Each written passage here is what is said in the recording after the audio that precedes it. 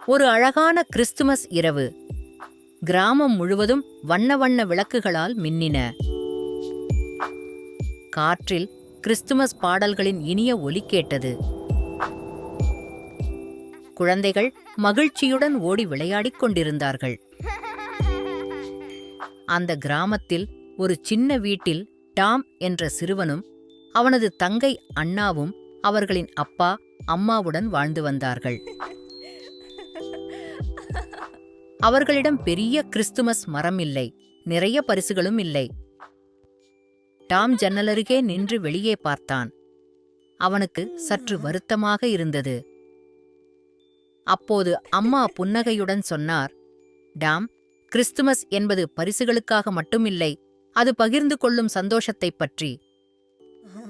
அந்த இரவு டாமும் அண்ணாவும் கதவுக்கருகே சென்றார்கள். டாம், வெளியே அவர்களின் நண்பர்கள் பென், லில்லி, சாம் குளிரில் நின்று கொண்டிருந்தார்கள். அவர்களுக்கு ரொம்ப குளிராக இருக்குமே என்று அண்ணா சொன்னான். டாமும் அண்ணாவும் உடனே சமையலறைக்கு ஓடினார்கள். அவர்கள் சூடான பாலும் பிஸ்கட்டுகளும் எடுத்தார்கள்.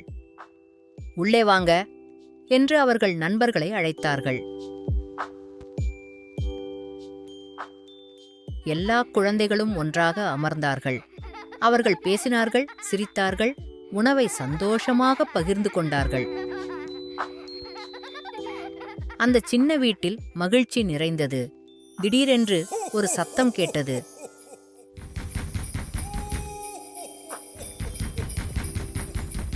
டாம் கதவைத் திறந்தான். சாண்டா கிளாஸ் அங்கே நின்றார். பகிர்ந்து கொள்ள தெரிந்த நல்ல குழந்தைகளை நான் பார்க்க வந்தேன். சாண்டா எல்லா குழந்தைகளுக்கும் சின்ன சின்ன பரிசுகளை கொடுத்தார். பிறகு அவர் மெதுவாக சொன்னார், நீங்கள் கொடுத்த அன்புதான் இன்றைய மிகப்பெரிய பரிசு. குழந்தைகள் குதித்து சந்தோஷப்பட்டார்கள். அவர்கள் கைதட்டி சிரித்தார்கள்.